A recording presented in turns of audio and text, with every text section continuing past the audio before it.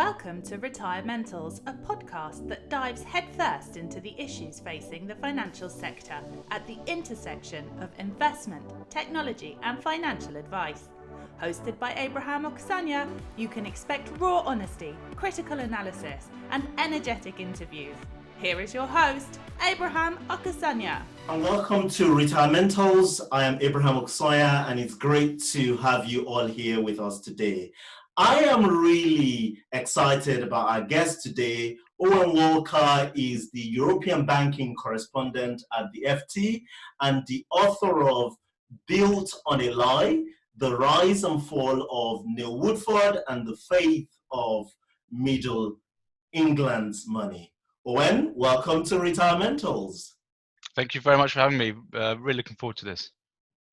Just for the purpose of our audience who may not know who you are, do you want to tell us a little bit about yourself, your career, and your journey into financial services journalism?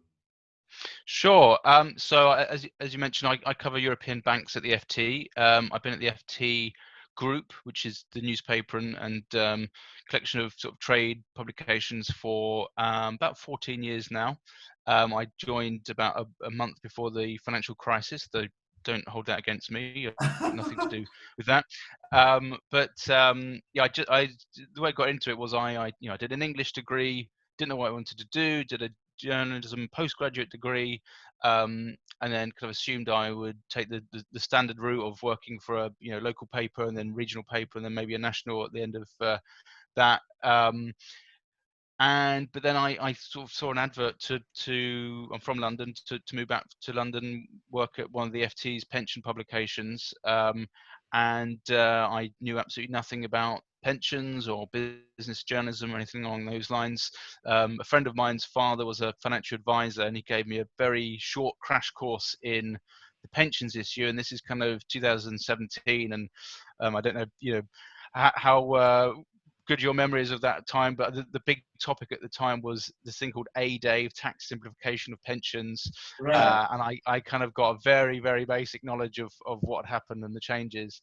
And I just mentioned a few buzzwords in the interview, and I think they were kind of blown away. Luckily, they didn't probe too much deeper because that was basically the sum of my knowledge at the time. Got the job writing about pensions and did that for a few years, worked on some other publications at the FT, including moving to New York for a few years, writing about fund management and corporate governance. And then I moved back to the UK about 8 years or so ago and been working for the paper. And up until last year, I was writing about asset management and the investment industry. And then, now I cover European banks. Fascinating stuff. Okay, so let's dive into your book. So first of all, congrats on the book. I don't know if this is your first one, but I know it takes a whole lot of work putting a book together. I must admit, when I first saw the title of the book, this was before it was published, I was kind of frankly dismissive, because I said to myself, the old Neil Woodford, scandal happened right in front of our eyes. What am I really going to learn, by reading a book about it? And, I have to say, I was pleasantly surprised by the depth of, the research and the journey that you went into. So I want to pick out a couple of things in the book, but before I do that, do you want to tell our audience a little bit about, the events that led to your book? Sure, absolutely. Thanks very much for very kind comments on the book. So as I said, up to last year, I was covering asset management, and clearly, as your listeners will know very well, the biggest name in British fund management is still arguably, and certainly was for a long time, Neil Woodford. So he was certainly a character and an individual, and his business was one that we had followed closely. And as you said, it happened. Certainly as far as your listeners are concerned, it is a topic they knew very well. It was the guy who became the best known, best followed fund manager of his generation in the UK. Compared to Warren Buffett, compared to the man who can't stop making money was one thing. He was known as the Oracle of Oxford. This was a guy who was feted, who politicians were falling over backwards to praise him. He was revered as this kind of doyen of corporate governance at one point. He was a huge character in British business. He could pick up the phone to CEOs of FTSE 100 companies and basically get them to change course on major deal transactions, all this sort of stuff. And along the line, he picked up a huge following of financial advisors and hundreds of thousands of ordinary savers, people who putting their pensions, their life savings into his funds. And then this all came in the did all that whilst working for Invesco Perpetual in Henley, went on his own about 5 years ago, decided to set his own business up. And then from about 2017 onwards to 2 years ago to spring 2019, had this incredible downward journey where he had terrible performance. A lot of the companies he invested in performed very poorly at the same time. Investors started pulling money out. What he'd done over that period since setting up is he started investing not just in the blue chip companies he was famed for, but actually a lot of small, unlisted or very weakly traded companies. And then suddenly he was kind of caught in this liquidity trap where the money, the companies he could sell were the big listed ones. The ones he was left with was the smaller ones. That became a larger portion of his portfolio.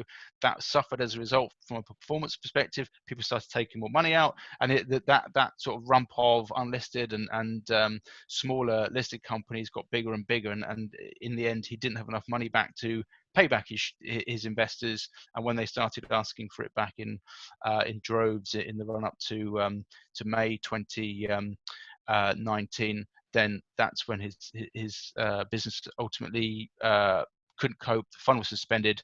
More than 300,000 people are still waiting to get all of their money back from that. We're 2 years on, heard from the regulator, and the administrator, that's not going to happen until at least next year at the earliest. So this is still a very live topic for a lot of people, causing a lot of financial pain. So that is the central piece of the story. I covered it at the time. Me and a colleague, we did lots of reports, lots of exclusives. We spoke to a lot of people at the time, people very close to the situation. We won some British journalism awards on the back of it, and then this book is kind of looking at that story with more information, more of the kind of the inside stuff that was going on, some of the details of which had previously been reported, certainly around the regulator's role in terms of what was going on, some of the decisions, the key decisions that were made, the problems at those points, what happened, but also within the context of the wider investing and advisory market, which is, there are 4.5 million Brits use financial advisors or wealth managers, and about 2/3 of British households use, or 3/4 in fact, use the fund management industry, and whether they know it or not. So it has a huge impact on people's lives, and I don't think there is that much knowledge of what happens within, when they hand over their savings to this industry, what happens next. And that was very much what the book wanted to look at as well. So that's kind of what the Built on a Lie is in a nutshell. And your point on the title, that comes from Mark Carney, then the Governor Bank of England, in Treasury Select Committee hearings, was asked what he thought about this fund structure where you could be offering day dealing, offering people their money back every day, but actually invested in things which you wouldn't be able to shift for months or years in some cases. And he said the whole premise was built on a lie, and so that's where the name of the book comes from. Yeah, so the fascinating stuff, and I want to dig into all this. One of the things that got me hooked on your book was that you went back to the story of the boy, that was Neil Woodford, the parent and the household that he grew up in, his secondary school days, he was a keen sportsman, and then went to university, and then of course his early days in the fund management industry with Eagle Star. Talk a little bit to our audience about that boy that became known as Neil Woodford. Yeah, I mean, I suppose the image that people have of Neil Woodford now, he's been described as kind of like a bouncer. He's bald head guy, very muscly. He's a very keen sportsman. Played a good level of rugby, well into his certainly into his 30s. Still is very active sportsman now. So, and he has very sort of the physique of big kind of guy. The Woodford of his school age is a guy with curly blonde hair, who was really smart kid, bit cheeky. I spoke to some of his teachers and people he knew, cheeky, but very sociable. Everyone kind of got on well with him. Very keen sportsman, as you say. Played for the rugby team, did javelin at county level, and that's really where you see the competitive nature of Woodford. He was always a sportsman. In latter life, he's got into horse eventing. He's very keen. Is that competition, that drive, and that was very much seen through his investing career. You can really plot that character trait in him all the way through, which certainly helped him on the way up. There was also, I suppose, a kind of a hint of, arrogance, natural arrogance, which certainly developed over time. But he was very confident. He sailed through, his 11 pluses, got into the grammar school, was a head boy there.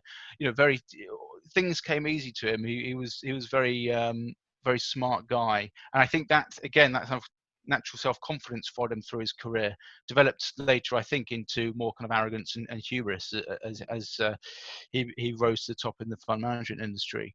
But I think it's quite interesting if you look at his career, then he didn't see himself as a fund manager as a kid. He very much fell into the career.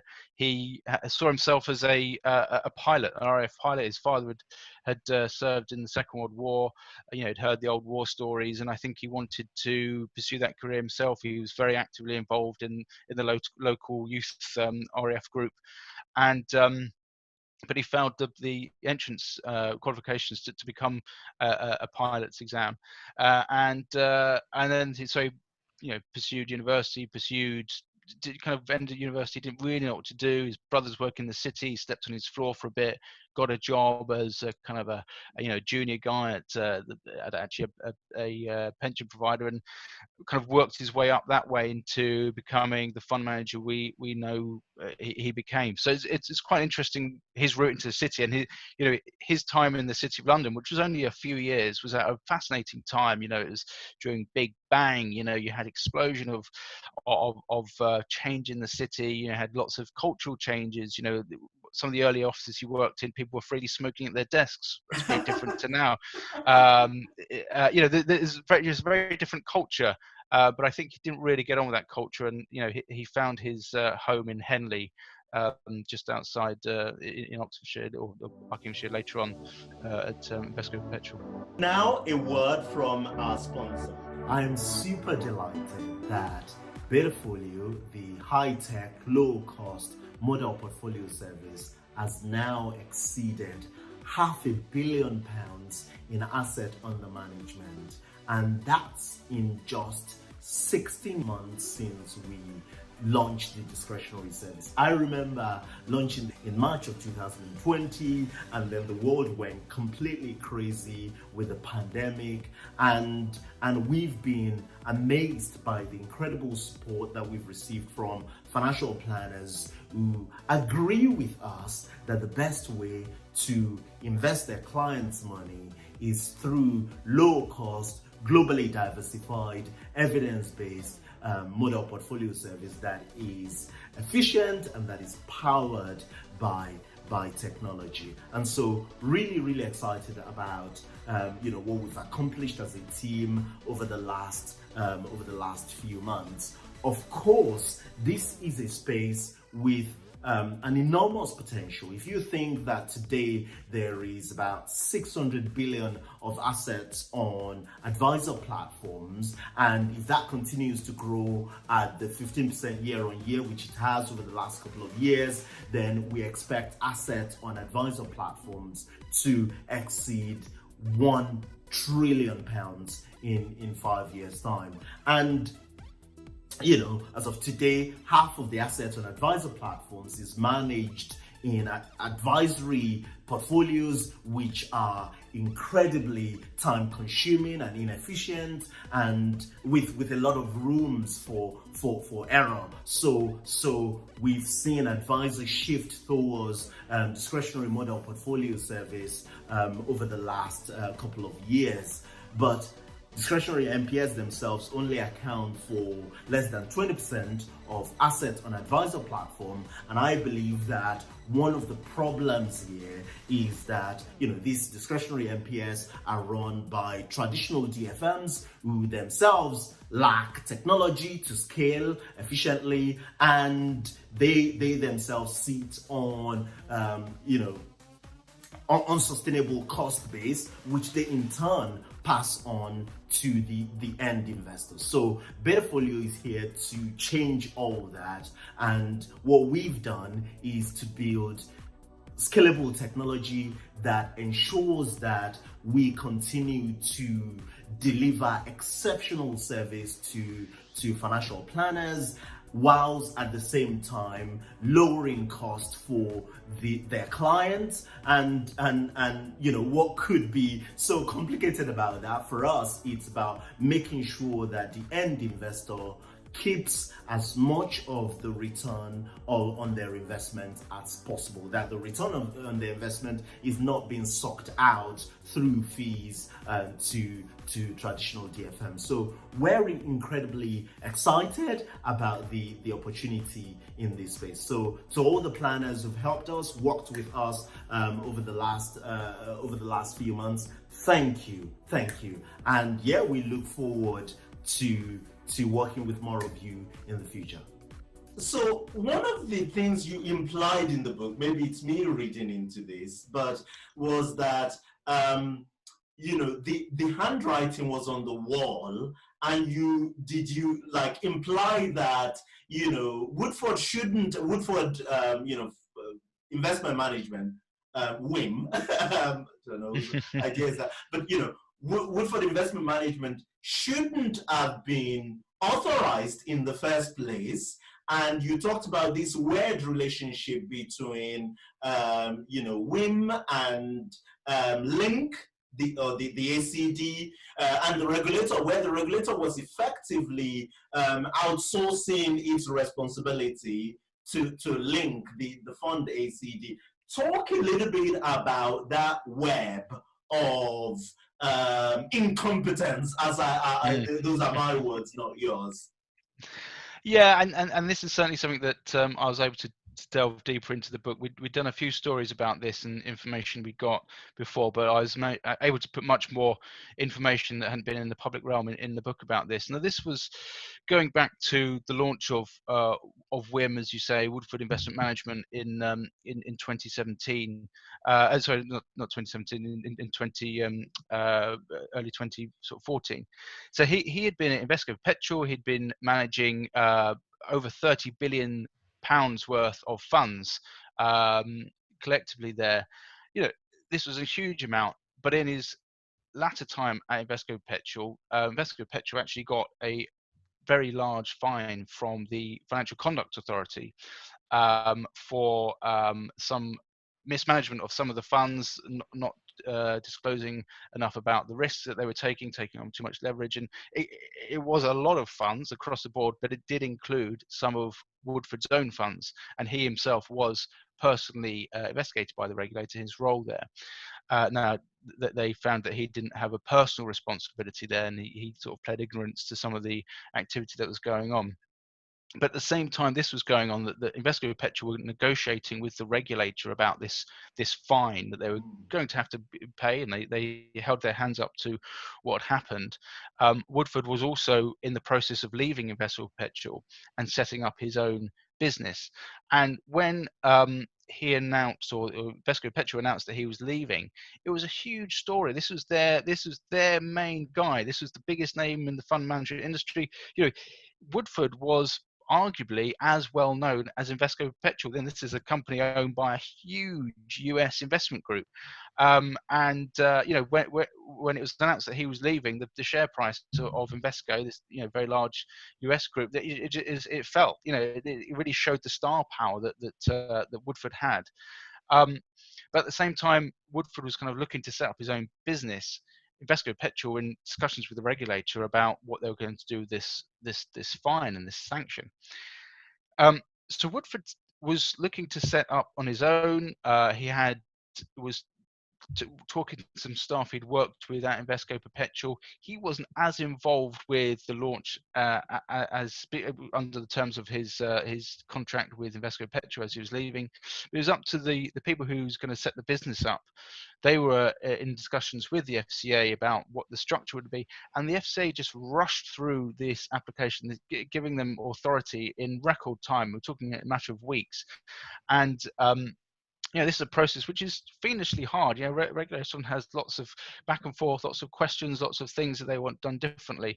And as I understand it, having being very close to the people who were kind of involved in those discussions, the only point the regulator came back with in all of this, when they saw the business plan, was that they wanted a different authorized corporate director than the one that had been proposed. Authorized corporate director, I'll just sort of rehash rather than I don't go into too much. These are very important people or organizations within the fund management structure. They effectively, as you mentioned, they kind of play this almost outsourced governance role from the regulator. They make sure that the fund is managed appropriately in the best interests of its end investors. They often play that crucial role in communication between the investment manager, in this case Woodford Investment Management, and the end investors and the regulator and the custodian, and they play a really important role in all of this. And now the regulator said they didn't want the ACD that Woodford's co-founders were proposing. They wanted to put forward Capita Later Link. So Capita, obviously part of the much wider outsourcing group, and Private Eye is a very rude name for Capita for their multiple failings over the years. Capita had been involved in two very large and very very bad fund implosions, if you like, running up to that, and the regulator had said that their involvement with this, they're very critical of their involvement with this, and basically letting these two incidents large losses for their investors. And for some very strange reason, the regulator thought, well, look, we've got this fund manager who's setting up, who we're currently investigating for problems with his funds at Invesco Perpetual, and we have this ACD that we've investigated for two very large blow-ups of funds. Why don't we stick them together, and they're going to be much more motivated to kind of keep the other one in check, if you like. And I think that was the reasoning behind it. But ultimately it was flawed reasoning, because Woodford was very forceful. He wanted things done his own way, and Capital, or Link as they subsequently became, they weren't set up to deal with someone who had complex needs and such a sort of forceful personality. They were very much a, stamp this box, tick that box, and just move on and comply with what the manager is asking us to do, rather than offering the challenge and offering a much more kind of sophisticated service that was required for essentially what Woodford wanted to do. So I remember in 2014, right, when Woodford was leaving, or late 2013, maybe, when he was leaving Invesco, and and it was announced, and I remember writing an article about this, right, where I basically said, well, since the entire financial services industry has got their head up their bum because this man was leaving his job to set out on its own. Let's look at Woodford's recent performance, right? And I had said in the article that actually, Woodford's performance was declining in his later days in Invesco. But nobody cared. This is interesting. I remember getting into an argument with this gentleman, Mark Dampier at Hargreaves Lansdown. Lansdown about this. And, I'm going to say this for the first time publicly. He threatened me. He said to me, write a letter of apology and all these things. I still have the emails today. And I declined. I said, no, I'm not going to apologize, right? Because the performance data is what the performance data is. But anyway, the point I really want you to talk about is the role of, this large institutional type investor like Hargreaves, like SJP, Kent County Council, and several others, right, within the industry about in propping up this man. Talk to us absolutely. a little bit about that. Yeah, no, you're absolutely right. I mean, although I mentioned he was incredibly popular with end investors, the reason he was so because he was promoted so heavily by, as you say, the likes of Hargreaves Lansdown, who are the fund intermediary, who the fund supermarket, they sell funds online and they get a cut. And you have, as you mentioned, Mark Dampier. He is someone who promoted Woodford for decades throughout his career, and is somebody who was still promoting him and talking very publicly, offering his support for Woodford right up until Woodford's fund ultimately collapsed 2 years ago. Now, when Woodford left Invesco Perpetual, the reason he was able to get up and running so quickly, not only thanks to the regulator and signing off the business plan, it was because St James's Place had agreed to take £3 billion of money that they were having he was managing for them at Invesco Perpetual, and switch over so that he would be managing that same pool of funds at his new business. So that meant that Woodford could set up a new business. There was only a dozen or a couple of dozen people at the time. It wasn't a huge operation, but he was already managing billions of pounds on behalf of SJP. So SJP enabled him to set up on his own. But in order for that business to go from, say, 2 or 3 billion to 18 billion, which it ended up managing a couple of years later, it needed to have the huge amount of public interest and marketing around that launch that persuaded hundreds of thousands of individuals to transfer their money, in some cases from Invesco Perpetual to his new venture, but in some other cases just to say, yeah, I've heard of this guy, he's really well known, he's the Warren Buffett of the UK, I'm going to give him my money. And that part was played in thanks by the financial intermediaries. And you have Hargreaves Lansdown at the time when Woodford said he was setting up, as you rightly remember, there was a huge amount of interest in this new launch, and all the platforms, the fund supermarkets, they wanted to have Woodford's fund available for sale. Now, Hargreaves managed to negotiate a cheaper rate than everyone else. They could get it for 10 basis points cheaper on the Hargreaves platform than anywhere else. And a lot of work went into negotiating this. And the way that Hargreaves did this is they said, listen, you give us this discount and we will market the hell out of this product. And they did. And all you have to do is go back to look at their documentation, their marketing material at the time. And it is all about, you can't invest in Woodford anywhere else than here. Personal recommendations from Peter Hargreaves, the co-owner at the time, personal recommendations from Mark Dampier. This is the biggest launch. We're so excited about it. We're so pleased to be supporting Neil Woodford on his new journey. But in order to invest in him for the cheapest rate possible, come to Hargreaves Lansdown. Hargreaves Lansdown did incredibly well out of that themselves. Lots of people in the market who wanted to invest in Woodford saw this marketing material and thought, well, I want to invest in Woodford. He's a fund manager I've heard about. He's had incredible success for 2.5 decades, apart from the last few years, as you rightly noticed at the time. And these guys were offering the cheapest. I'll open a Hargreaves Lansdown account. I'll put my money in there and I'll invest in Woodford there. They did incredibly. Look, they're a FTSE 100 company. They're doing incredibly well. They've got 1.8 million customers now. Hargreaves Lansdown. They're an incredibly popular service, and a lot of that was generated in the back of Neil Woodford, and likewise Woodford's new launch was generated in the back of Hargreaves Lansdown. So they had this real symbiotic relationship where there was a lot of self-promotion or mutual promotion. And that is one of, and we can come to this later, but on Woodford's downward journey, if you like, when investors were pulling money out, Hargreaves were really caught in a bind, and they got a lot of criticism because they were still promoting his funds on their so-called best buy lists, where they were saying, we offer hundreds of funds, but here are the 30 or 40 funds that we say are the best ones. And his funds were still on that despite 2 years of awful performance when everyone else was pulling away.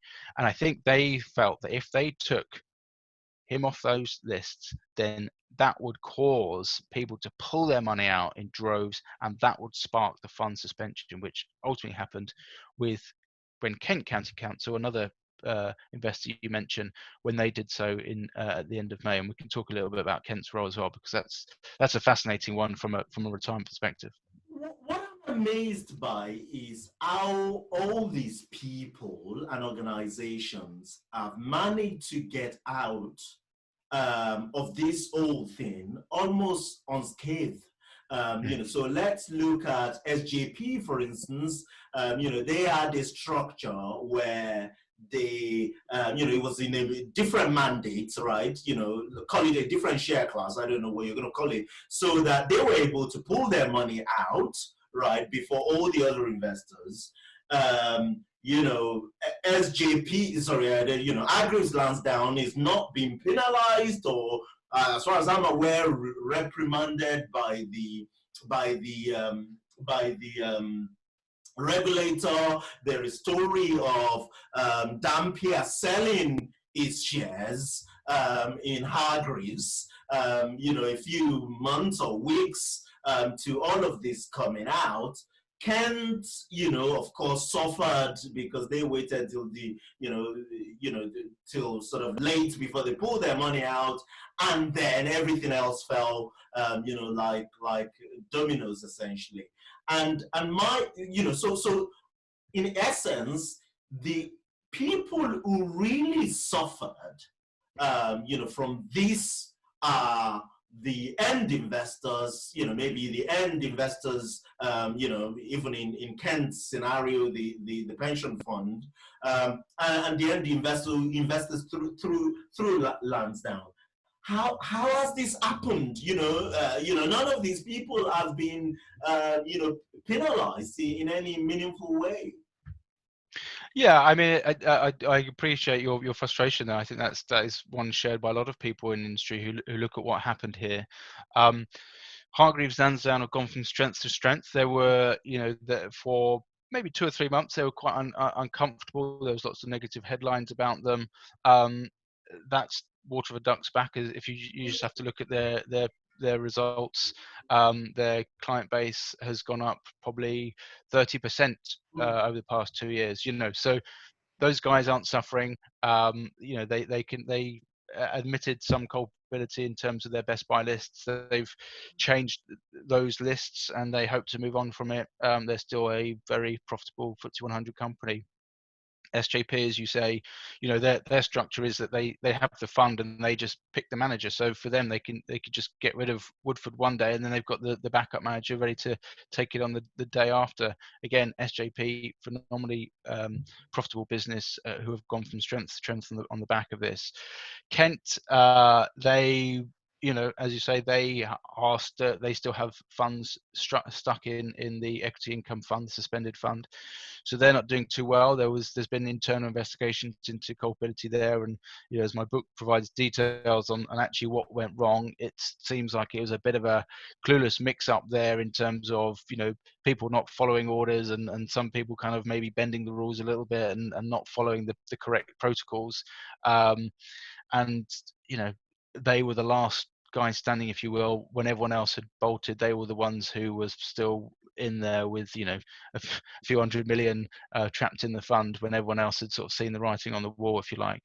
The one entity which is maybe coming out this worse than the others is Link. We've mentioned them a couple of times.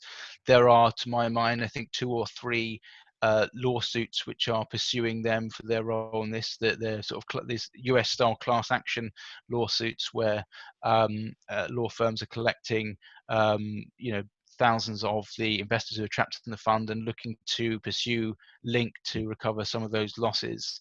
And it's Link's role in not only their governance of the fund running up to the suspension, but also what's happened since in terms of some of the sell-offs of the assets and the transfers, and even the relationship with Woodford himself. And having spoken to some of the lawyers, it's actually quite interesting because they think that if this does go to court, one of their star witnesses could be a certain Neil Woodford on their behalf, talking about how bad a job Link do, which I think would be quite ironic for a lot of people who point the finger at him.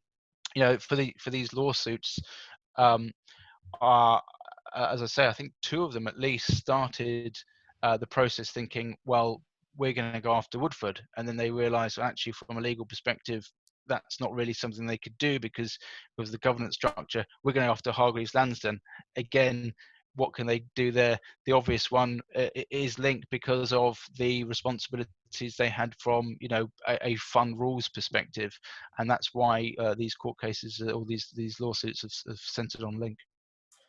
And another thing I learned, in your book was the incredible lifestyle that Woodford lived, that still continue to live, in spite of all of this. You talked about mansions in, Oxfordshire and things like. Talk a little bit about this, and the pulling of dividends from the company, even in those sort of dark days when, again, it was obvious to everyone that this is, going to end very, very badly.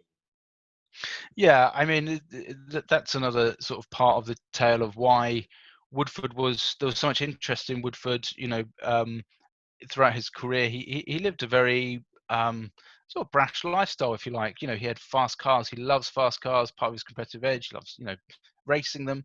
He owned a fleet. He owned a succession of large houses in and around the Henley area. He even had a spat once with his neighbour, Jeremy Paxman, the former Newsnight presenter, about his plans, about Woodford's plans to build a big kind of equestrian centre. And there was Nigel Starmer-Smith, a former England rugby player. There was lots of local resistance to Woodford's plans. So in the end, he ended up selling up and moving to the Cotswolds, which is much more welcoming to the sort of the horsing community, if you like.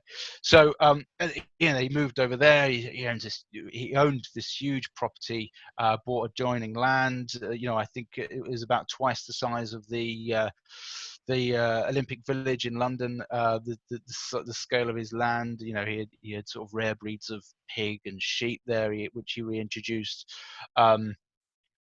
Palatial house with several cars outside. So that's the sort of lifestyle, if you like, that this industry afforded him over the years. He had a holiday home in Salcombe in Devon, overlooking the bay, and had a boat there. It's all very nice. At the same time, a couple of people I spoke to in the book were invested in his fund. A couple who run a B&B in Salcombe, just minutes down the road from Woodford's holiday home, and they between them lost £75,000. Their life savings. They are having to put off retirement plans, having to carry on working into their late 60s and 70s, driving buses or running this B&B. Their funds for passing on to their grandchildren have diminished, and that's the reality for them. And one, Pauline Snelson, who I spoke to, she said every day she sort of walks down to the bay where Woodford's got his holiday home, and just she can't believe it. It's a really unwelcome reminder of the situation she's in. And so that kind of that juxtaposition of what's happened here. Where has the money gone?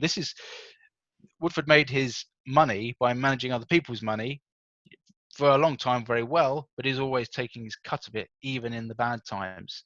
And I think that's certainly a flaw of the investment industry. These kind of ad valorem fees, where you will always get 0.5% or 1% or whatever of the fund value if you go up, if you have a great year, if you go down a bad year. And Woodford continued to take those fees well into the bad period when his investors were losing. And I'm guessing you're not going to be getting any invite into this sort of mansions and horse riding spots anytime soon. But these things are still going on, so he's still able to maintain this lifestyle by and large, even post the scandal. Well, now, he would have made enough money in his career up to this point to enjoy a very comfortable life for the rest of his life, and presumably his kids and maybe even grandkids. He made, him and his business partner, who ran Woodford Investment Management over 5 years, from start to embarrassing collapse, between them took in close to £90 million in dividends, with Woodford taking the with Woodford taking two-thirds of that himself. So this is, his business partner, Craig Newman. He similarly owns, very expensive cars, houses, property empire. So that is the sorts of rewards on offer for people. They ran their business, which probably at most employed 30 or 40 people. Soon after launching, they kind of made this big announcement: we're not doing bonuses. We're scrapping bonuses. Everyone's going to be paid on a good level, and we're not going to be having this kind of boom bust type of approach to business. Well, that's fine, but it did mean that there was more in the pot left over for these dividends that just the two of them, the two partners, would take home themselves. So, whilst most of the people on the shop floor were earning good salaries, certainly good for in terms of the average salary in the UK. They weren't earning anything like the money that Woodford and Newman were taking out. So a lot of the people who worked at Woodford Investment Management, very good professionals in their own right, the business folds and they need to continue working, because they, like everyone else, probably need to work until they're sort of in their 60s and older to have a decent retirement. They've had to go and get jobs. They all had their pensions in the Woodford Fund. That was kind of the company policy. That was the sort of standard pension often. So they've lost money. They're among the victims in all of this, and they're trying to get jobs where they've got Woodford on their CV. So it's harder for them to do that. So, but Woodford and Newman, took out tens of millions of pounds in dividends and have done very well. There was a story about 6 months ago, just before, completely coincidence, I'm sure, just before my book came out. Woodford did an interview with the Sunday Telegraph talking about his big comeback, which we're still waiting to see, where he said that he'd had to sell his large his home in the Cotswolds. He had to downgrade because of his financial position. That may or may not be the case. I'm sure he's not living in penury at the minute. And so this is my question to you, right? Do you think that your profession, journalism, bears any responsibility in hyping up Woodford? Absolutely, and I talked earlier about the hype surrounding Woodford's launch of his new business in 2014, which was in part driven by the marketing teams at the big financial intermediaries. Another huge part of that was the financial press, and you can see that throughout Woodford's career. And certainly he really sort of emerged, if you like, in the public sphere in the sort of the late 90s. There was this whole time. Again, it might be a little bit before your time in industry, and certainly is before mine. The PEP wars. There was PEPs, the sort of pre-ISAs. There was these savings products, and you'd have in the fund industry, certain funds were geared towards accepting the money from these products, and Invesco Perpetual was one of the biggest names in this, and they were really promoting their fund managers, Woodford being one of the main ones, to have their funds to collect the sort of the residual bits of tax efficient money at the end of the savings year, the tax calendar. And so you'd get lots of newspaper articles towards the end of the tax year saying where to put the rest of your tax allocation, which your PEP your PEP savings, where should you put it? And Woodford's name was really rising to the top, and he would always be mentioned in these articles, and that's really where he started to become well known. He then had ultimately a very good .com crash. In the run up to that, his fund he had bought to invest in .com companies. He thought they were completely overvalued for what they were, and as a result, while everyone else was wading into all the .com businesses, he stayed out of that, and his fund as a result suffered because he wasn't achieving the kind of returns that some of these peers were. When it all came crashing down, Woodford was the guy who hadn't invested, but in the run up to that, it got very, very uncomfortable for him. And there was talk that he could be fired, he could lose his job. His company at the time, Perpetual, was in the process of being sold to Invesco, and that deal could have collapsed just because of the poor performance of his fund, and he was getting pressure to invest in these companies. So he came out of that smelling of roses. People were like, this guy foresaw the .com bubble bursting. He is a soothsayer. He is someone we should hold in high regard. And he kind of repeated the similar trick in the run up to the financial crisis. He'd pulled back from investing in banks in the run up to that. So this was really creating this story of Woodford, this incredible investor who could see trouble, at 10 paces. He could really, manage his portfolio accordingly. And the press really liked to cover this guy because not only was he, for a lot of his time was producing very strong returns, he was also easy to talk to. He's very down to earth. The way he talked about his portfolio, very easy to understand. He didn't sort of drift into industry jargon. He would quite happily just talk about what was going on in his portfolio, how he saw the economy shaping up, and he could, but also had this kind of lifestyle to match, and people really enjoyed thinking about his huge watch that he had in his hand, and these fast cars that he drove at weekends, and all this sort of stuff. So that became a bit of the story around him as well.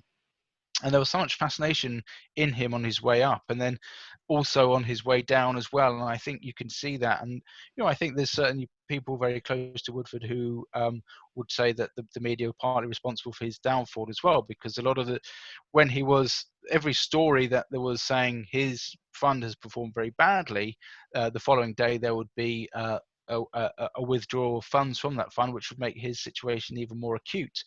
And also every time that one of his companies that he invested in, again, maybe had some poor returns, that might get outsized press coverage because of its association with Woodford, and therefore that would lead to more money falling out the fund, and again the sort of the underperformance and the liquidity problems that he had. So I can understand that argument, and I can certainly say that the press bears some responsibility for not only promoting Woodford on the way up, but also on his way down as well.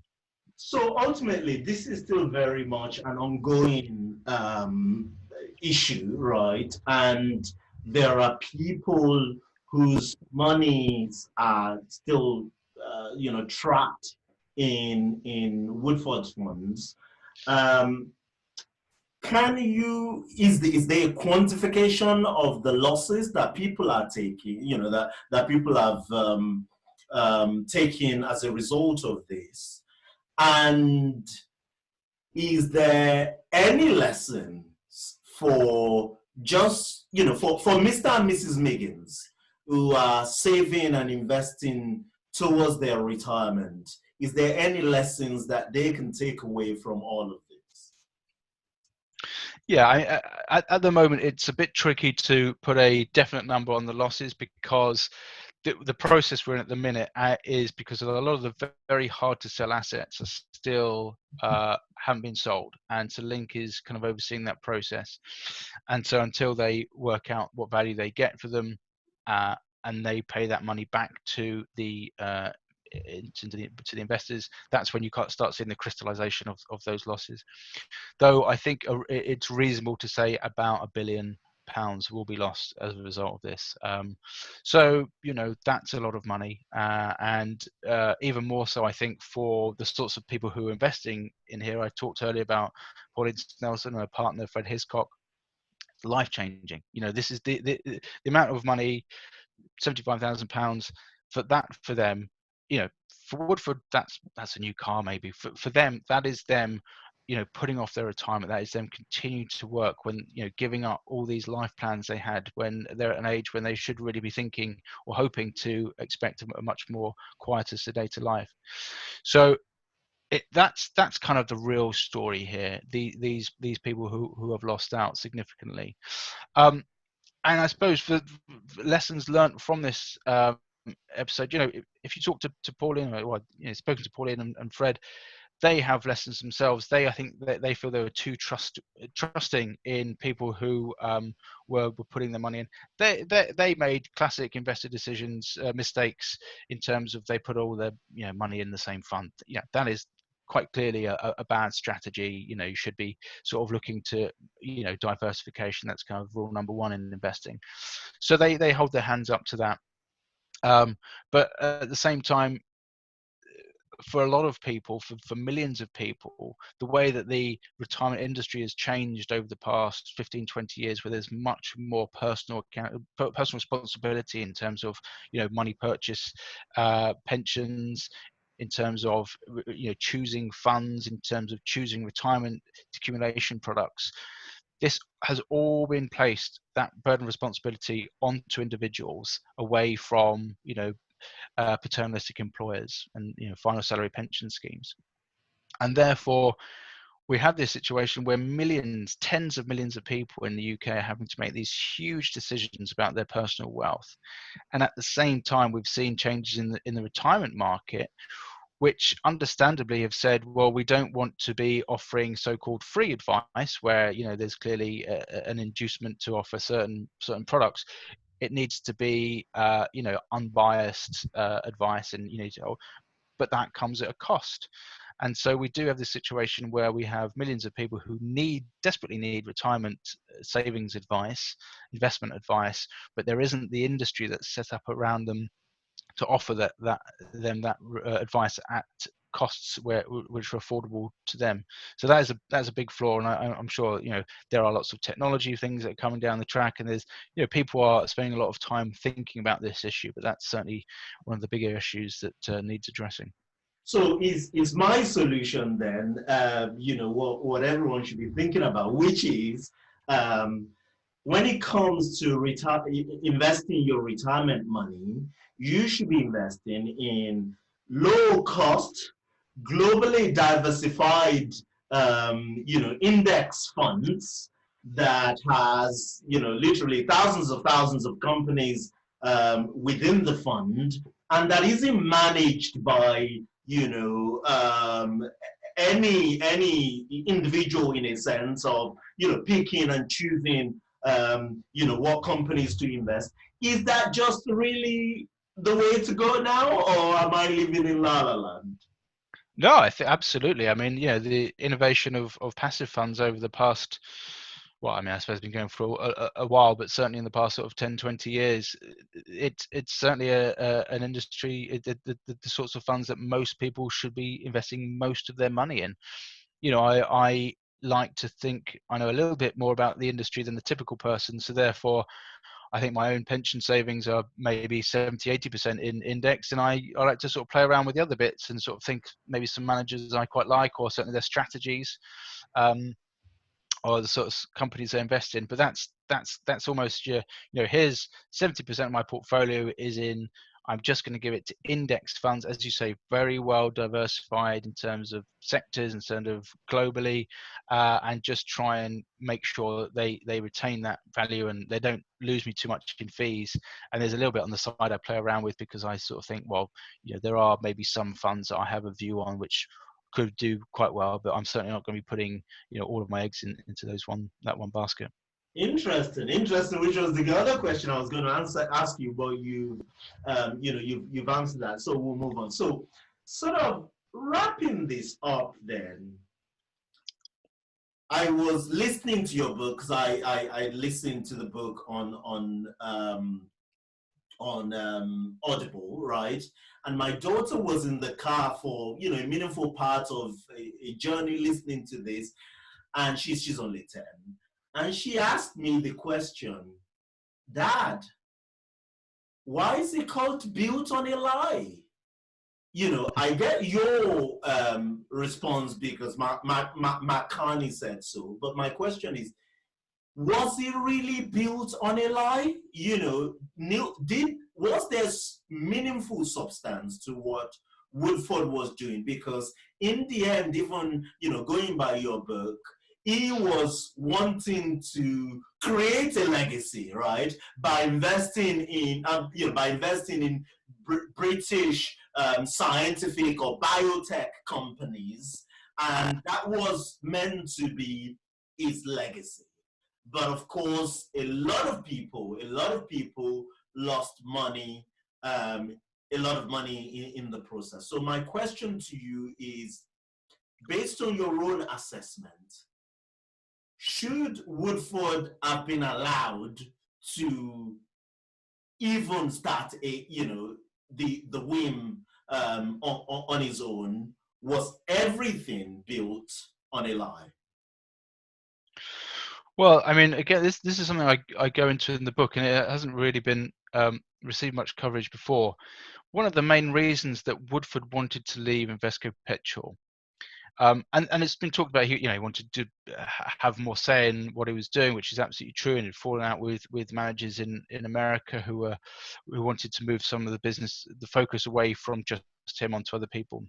But he had, for a long time up to this point, had an interest in these kind of British science-based companies, and he wanted to set up a fund at Invesco Perpetual, which would be very similar to the investment trust he later launched, which would be very much targeted at unquoted or certainly thinly quoted companies specializing in bioscience and some of the associated, this whole kind of Britain's got some of the best universities in the world, and this idea that you can create products on the back of university research. It's a great idea in principle, and in the longer term, it's fantastic.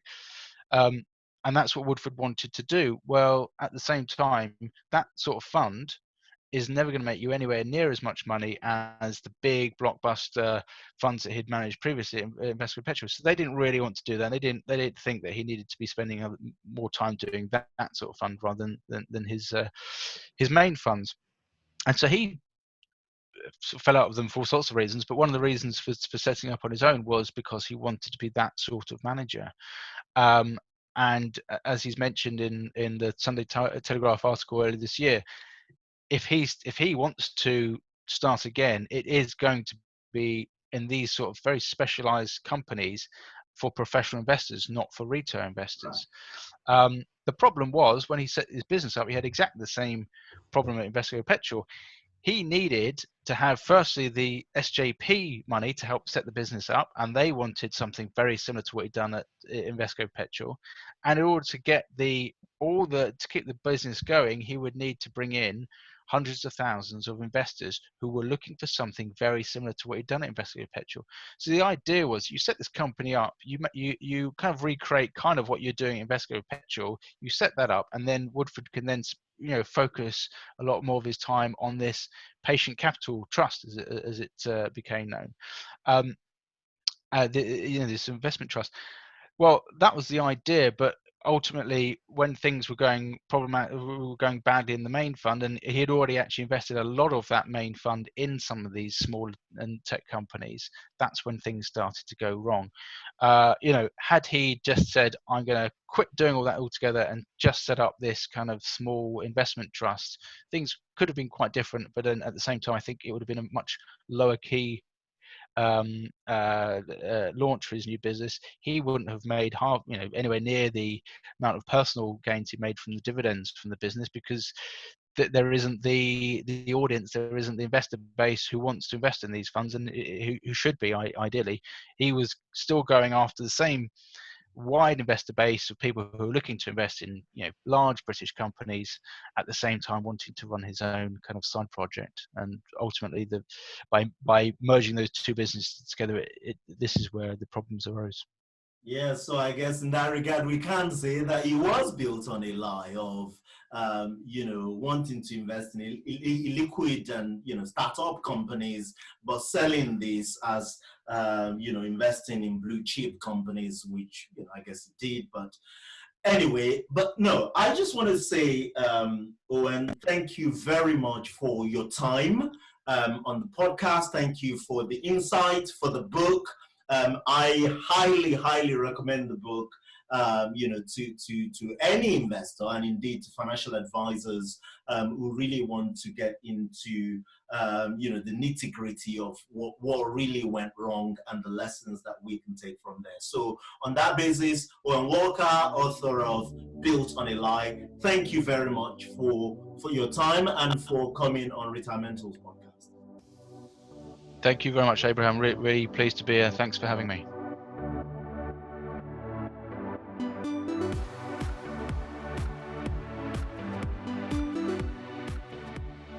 I'll be remiss if I don't thank my incredible team who worked very hard to put this program together, led by my producer, Hannah Dickinson. Thank you very much, guys. I'd like to thank our sponsors, Timeline app, the retirement planning software, and Betafolio, the high-tech, low-cost flat fee model portfolio manager.